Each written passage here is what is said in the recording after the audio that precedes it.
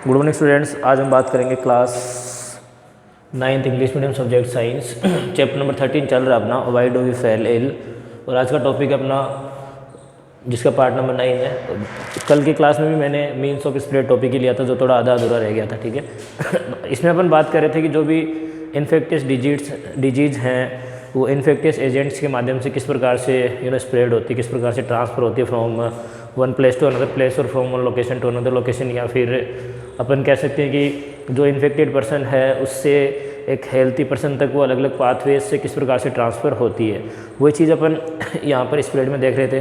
तो नॉर्मली मैंने कहा था कि स्प्रेड का मतलब क्या होता है कि अपन देखें कि जो भी इन्फेक्टियस डिजीज है उसमें बहुत सारे माइक्रोबियल एजेंट्स होते हैं। और ये माइक्रोबियल एजेंट्स क्या होते हैं, एक पर्टिकुलर इन्फेक्टेड पर्सन से दूसरे इन्फेक्टेड पर्सन में ट्रांसफ़र, एक पर्टिकुलर इन्फेक्टेड पर्सन से नॉर्मल पर्सन में ट्रांसफ़र हो जाते हैं और उसको भी इन्फेक्टेड कर देते हैं, ठीक है। तो इस तरह से जो इन्फेक्टियस डिजीज़ है वो फैलती रहती है, इस तरह से वो फैलती रहती है और बेसिकली इसको अपन कम्युनिकेबल डिजीज़ भी कहते हैं। अब जो इन्फेक्टेड पर्सन है वो नॉर्मल पर्सन को इन्फेक्टेड कर रहा है तो वो 3 मीडियम्स यूज़ करता है बेसिकली, ठीक है। नंबर 1 तो उसका जो इन्फेक्शन है वो एयर से ट्रांसफ़र हो सकता है। नंबर 2 उसका इन्फेक्शन वाटर से ट्रांसफ़र हो सकता है। नंबर 3 जो इन्फेक्शन है वो ट्रांसफ़र होगा एड्स आदि से। नंबर 4 वेक्टर्स डिजीज़ आदि से, ठीक है। ये जो चारों फैक्टर है ये इंपॉर्टेंट फैक्टर्स हैं किसके अंदर, मीन्स ऑफ स्प्रेड के अंदर। अब नंबर 1 की बात करते हैं अपन, एयर कैसे स्प्रेड करता है। देखिए आपको पता है we know that air is a mixture of gases and air is obviously present surrounding us, हमारे चारों तरफ एयर प्रेजेंट है।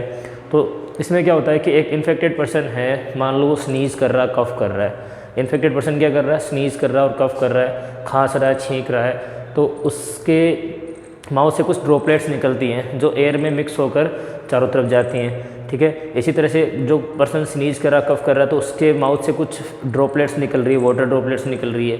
पास में कोई नॉर्मल पर्सन खड़ा हुआ है तो जैसे नॉर्मल पर्सन ब्रीथ करता है तो वो जो ड्रॉपलेट्स हैं वो उस पर्सन के अंदर चली जाती है और ड्रॉपलेट्स के साथ माइक्रोब्स भी जाते हैं। तो इस तरह से जो माइक्रोब्स होते हैं उनको एक नया चांस मिलता है कि वो उस पर्टिकुलर पर्सन को नया इन्फेक्शन दे दें, ठीक है। तो इस तरह से एयर से क्या हो रहा है, बेसिकली इन्फेक्शन ट्रांसफ़र हो रहा है from infected person to normal healthy person, yes और नोट। अब वो पर्सन जो इन्फेक्टेड हो चुका है उसमें हमें अनेक तरह की जो डिजीज़ है वो नज़र आएंगी। उसको कॉमन कोल्ड हो जाएगा, कोलेरिया उसको कॉमन कोल्ड हो गया, उसको निमोनिया हो जाएगा, उसको ट्यूबरोक्लोसिस हो जाएगा, ठीक है। तो ऐसी जो बीमारियां हैं वो उस पर्टिकुलर पर्सन को दिखाई देंगी कि और उससे 1 या 2 दिन पहले तक जहाँ वो स्वस्थ था, हेल्थी था, दैट मीन्स हेल्थ का मतलब मैंने आपको बताया था फिजिकल, मेंटल और सोशली वो फिट था, वहीं अब वह अनेक प्रकार की बीमारियों से घिर जाएगा क्योंकि वह इन्फेक्टेड जो पर्सन था उसके कांटेक्ट में आया है। कांटेक्ट मीन्स सोशल कांटेक्ट नहीं है, सोशल एक्टिविटी नहीं है उनके बीच, लेकिन वो स्नीज और कफ कर रहा था तो उसकी वजह से क्या हुआ, जो दूसरा पर्सन है वो भी इन्फेक्टेड हो गया। तो डिजीज़ को ट्रांसफ़र करने में, एक तरह से इन्फेक्टेड डिजीज़ को ट्रांसफ़र करने में एयर ने अपना रोल प्ले किया।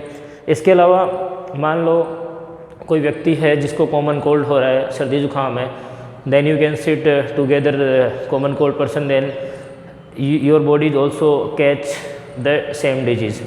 वो स्नीज कफ करेगा तो अगेन आपकी बॉडी के अंदर भी वह बीमारी अपने आप आ जाएगी।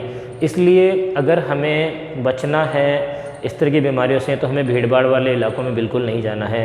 We do not go such places where lot of crowds present, ठीक है, जहाँ बहुत सारी संख्या में क्राउड होता है वहाँ हमें बिल्कुल भी नहीं जाना चाहिए। अगर by chance we go on there places तो अपने को फिर करना क्या चाहिए, we always wear mask and handkerchiefs on your mouth. अपने को अपने माउथ और को कवर करना चाहिए ताकि वहाँ आसपास में अगर कोई इन्फेक्टेड पर्सन है उससे अपन अपने आप को बचा सकें। तो जो इंडिया है एक बहुत बड़ा देश है, वाइटल कंट्री है, विशाल देश है और यहाँ पर बेसिकली जो क्राउड है बहुत सारा है। नॉर्मली अपन जहाँ रहते हैं अपने नेबर्स हैं, आसपास में सोसाइटीज़ हैं, मार्केट्स हैं, स्कूल कॉलेजेस हैं, bus station, railway station, airport हैं, इन सभी जगहों पर अपन देखते हैं बहुत सारा क्राउड नॉर्मली होता है। अपन ट्रेवल करते हैं, बस में क्राउड होता है, तो ऐसी जगहों पर भी हमारे बॉडी में इन्फेक्शन आसानी से आ सकता है और वो नई डिजीज़ को जन्म दे सकता है। तो एयर क्या कर रही है, एक बहुत ज़्यादा इम्पोर्टेंट रोल प्ले कर रही है स्प्रेड करने में इन्फेक्टियस डिजीज़ को। सेकंड था वाटर। वाटर का मतलब मैंने आपको बताया था, water is very important and precious element for the life, and in India basically 25% people do not have well done drinking water या वेल क्वालिटी ड्रिंकिंग वाटर। 25% लोगों को आज भी जो शुद्ध पेयजल है वो प्राप्त नहीं हो रहा है। तो वहाँ क्या होता है कि जो या तो उनको शुद्ध पेयजल प्राप्त नहीं हो रहा है, या फिर जो वहाँ के वाटर पाइपलाइन सिस्टम्स हैं वो डैमेज हैं। तो जो कोई व्यक्ति इन्फेक्टेड है, वाटर लाइन को प्रिपेयर कर रहा है या फिर उसमें थूक रहा है, स्पीक कर रहा है, उससे भी क्या होता है कि जो उसकी जो बीमारी के जो बैक्टीरियाज हैं, जब वो पानी दूसरों के घरों में जाएगा तो वो लोग भी इन्फेक्टेड हो सकते हैं, और इससे जो बीमारी है वो कोलेरिया आदि फैल जाती है। कोलेरिया आदि बीमारी इससे फैल जाती है। तो ऐसी डिजीज़ से हमें बचने के लिए करना क्या होगा, जो भी वाटर के कांटेक्ट में आ रहे हैं, वाटर रिसोर्सेज है उनको कवर करके रखना है, वाटर पाइपलाइन को टाइम टू टाइम मेंटेन करना, मेंटेनेंस उसकी करनी है ताकि ऐसी बीमारी से अपन बच सकें। तो वाटर भी एक मेजर रोल प्ले करता है इन्फेक्टियस डिजीज़ को इंक्रीज़ करने में। बीमारी कोलेरिया हो जाएगी, जहाँ वहाँ पर कॉमन कोल्ड, निमोनिया और ट्यूबरोक्लोसिस हो रही थी, यहाँ पर कोलेरिया जो बीमारी है वो बहुत ज़्यादा हैवी हो जाएगी। अब अगला जो फैक्टर है वो आता है एड्स का, जो कि एक HIV वायरस से होता है। और एड्स में होता है क्या, बेसिकली एक सेक्सुअल एक्ट होता है between 2 person and they contact each other. तो उनमें से अगर किसी को एक को भी HIV एड्स है तो सेक्सुअल एक्ट की वजह से दोनों के अंदर ट्रांसफ़र होगा और वो दोनों इन्फेक्टेड हो सकते हैं।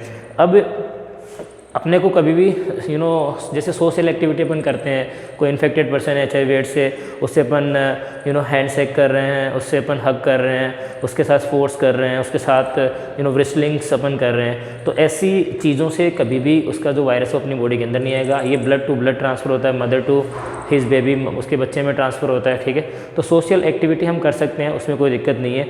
वहाँ किसी भी तरह से जो बॉडी है उसके अंदर जो इन्फेक्टेड डिजीज वो ट्रांसफ़र नहीं होंगे, बट वो होंगे किससे, वो होंगे HIV वायरस से। और एड्स से जिसका फुल फॉर्म होता है एक्वायर्ड इम्यूनोडेफिशिएंसी सिंड्रोम, और इसका जो रोगवाग दैट इज़ कॉल्ड पैथोजिन है, उसका मतलब है HIV इम्यूनो वायरस। बाकी 8th क्लास में आपको इसके बारे में डिटेल से बता रखा है कि अगर अपन किसी यूज्ड जो सिरिंज होती है, नीडल्स होती हैं, उनको यूज़ कर लें, उससे भी क्या होता है बॉडी के अंदर एड्स फैल सकता है। या फिर कोई पर्सन है, उसके मोर देन 2 और 3 वीमेन पर्सन से डिफरेंट रिलेशंस है, सो उसकी वजह से भी उसको एड्स आदि की प्रॉब्लम हो सकती है, यस और नॉट। तो एड्स हो गया, वाटर हो गया, एयर हो गया, इन तीनों ने एक इम्पॉर्टेंट रोल प्ले किया है इन्फेक्टियस डिजीज़ को ट्रांसफ़र करने में, यस और नॉट। इसमें देख लीजिए, अपन ने 2 जो फैक्टर थे वो कल कवर कर लिए थे, एयर और वाटर, और आज अपन एड्स वाले फैक्टर को कवर करते हैं। तो देखिए, the sexual act is one of the closest physical contact 2 people can have with each other. 2 लोगों के बीच में जो सेक्सुअल कॉन्टैक्ट होता है उसकी वजह से भी इन्फेक्टियस डिजीज ट्रांसफ़र हो सकती है। No surprisingly there are microbial infection such as syphilis और AIDS that are transmitted by sexual contact from one partner to other. एक पार्टनर से दूसरे पार्टनर में भी जो डिजीज है वो ट्रांसफ़र हो जाती है। However such sexually transmitted disease are not spread by casual physical contact. Casual और फिजिकल कॉन्टैक्ट से कभी भी ट्रांसफर नहीं होती है। Casual physical contact include hand shake, जैसे आप किसी को हैंड शेक कर रहे हो, हग कर रहे हो, स्पोर्ट्स कर रहे हो, उसके साथ रिस्लिंग्स कर रहे हो, और any other ways in which we touch each other. The socially, अपन सोशली कॉन्टैक्ट कर रहे हैं किसी को, तो उस दौरान कभी भी किसी को जो एड्स है वो ट्रांसफर नहीं होगा। It is transfer to sexual contact between the 2 male and female persons, ठीक है। Other than the sexual contact, the virus causing AIDS, HIV can also spread through blood to blood contact with infected people or from an infected mother to her baby during pregnancy or through breastfeeding। तो जैसे कोई pregnant lady है, अपने बच्चे को जन्म दिया है, बट वो पहले से ही HIV एड्स से ग्रसित है, तो उसके बच्चे के अंदर भी वो बीमारी जा सकती है। तो ब्लड टू ब्लड ये डिजीज है जो ट्रांसफ़र होती है, ठीक है। नेक्स्ट है वेक्टर्स। इसमें क्या होता है, बेसिकली एक डायग्राम बुक में दे रखा है जो लाइव क्लास में मैंने समझा दिया था, उसके माध्यम से भी आप इसको समझ सकते हो। We live in an environment that is full of many other creature apart from us. जहाँ हम रहते हैं उस एनवायरनमेंट में बहुत अलग अलग तरह के कंपोनेंट्स होते हैं, पेड़ पौधे, जीव जंतु, पड़ोसी, अनेक प्रकार की वस्तुएं तो मच्छर वगैरह, माइक्रो ऑर्गेनिजम्स, अनेक तरह की चीज़ें वहाँ मौजूद होती हैं। उनका भी बहुत बड़ा रोल होता है इन्फेक्टियस डिजीज़ को ट्रांसफ़र करने में। It S inevitable that many disease will be transmitted by the other animals, और कुछ इन्फेक्टेड डिजीज़ होती हैं वो एनिमल से भी ट्रांसफ़र हो जाती है। These animals carry infecting agents from a sick person to another potential host, ठीक है। और ये क्या करते हैं, किसी सिक पर्सन के कॉन्टैक्ट में आते हैं और उसके जो वायरसेस हैं, उसके जो इन्फेक्शन है वो पोटेंशियल होस्ट पर्सन तक ट्रांसफ़र कर देते हैं, तो दोनों तरफ से ये नुकसान पहुँचाते हैं। These animals are thus the intermediates and the called vectors, ये दोनों के बीच के इंटरमीडिएट्स होते हैं, इसलिए इनको वेक्टर्स कहते हैं अपन। The commonest vectors we all know are mosquito, सबसे जो कॉमनेस्ट वेक्टर्स है वो मॉस्किटो है। तो मॉस्किटो क्या करता है, किसी एक पर्टिकुलर पर्सन को इन्फेक्टेड करके उसके जो पैथोजीन्स है उसको अदर पर्सन को ट्रांसफ़र करता है, फिर वहाँ उसके इन्फेक्शंस को आगे ट्रांसफ़र करता रहता है। इस प्रकार से एक सीरीज बना लेता है, तो ये वेक्टर्स के एग्जाम्पल हो जाते हैं इसमें। In many species of mosquitoes, the female need highly nutritious food in the form of blood in order to be able to lay mature eggs।